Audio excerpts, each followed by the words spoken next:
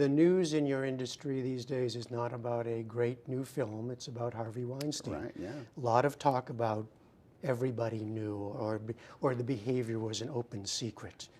Did you know? I mean, did people know about this?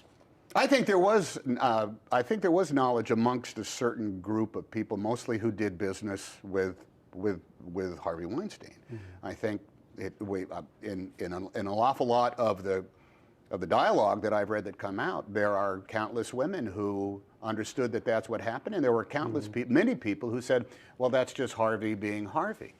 Well, that's the question. Is it how serious is it? Is it about one person, one man, or is it a culture? You and I, and even the likes of the people on the Turner Classic Movies, constantly understand that the idea of the casting couch that existed in Hollywood is the part of both myth and concrete reality.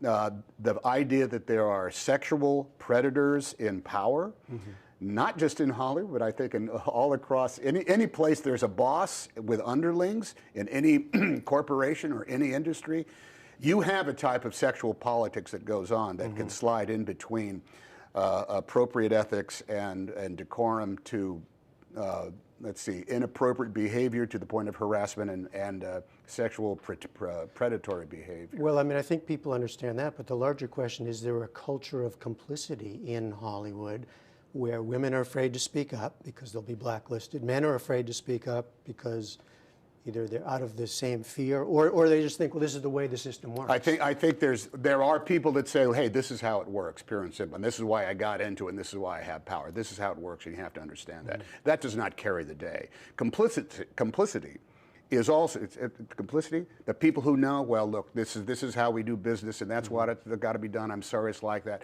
So beware. That's also present, without a doubt, but it does not carry the day. There's also people that were afraid to speak out, who were victims, that did not go forward, that signed, negotiated settlement deals of which a non-disclosure agreement was part and parcel to it.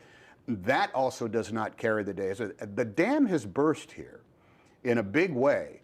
And it is not just the halls of places like Harvey Weinstein's office where this was standard operating procedure, and it is criminal, and it is cause for termination. It's also happening in every other corner of not just my industry, but yours and throughout all of America. You think this is a kind of tipping point? Well, I think it absolutely is, in which everybody is asking, men and women, women, what do I put up with, and when do I talk about? And men saying, I think we have to live by a code of ethics that we need to think and put down on paper. Don't be surprised if, there's going to be a sign in front of every one of the studio gates that will say all people entering this studio will obey this code of ethics or they will be escorted from the premises. And that will all be about sexual harassment and sexual predatory behavior.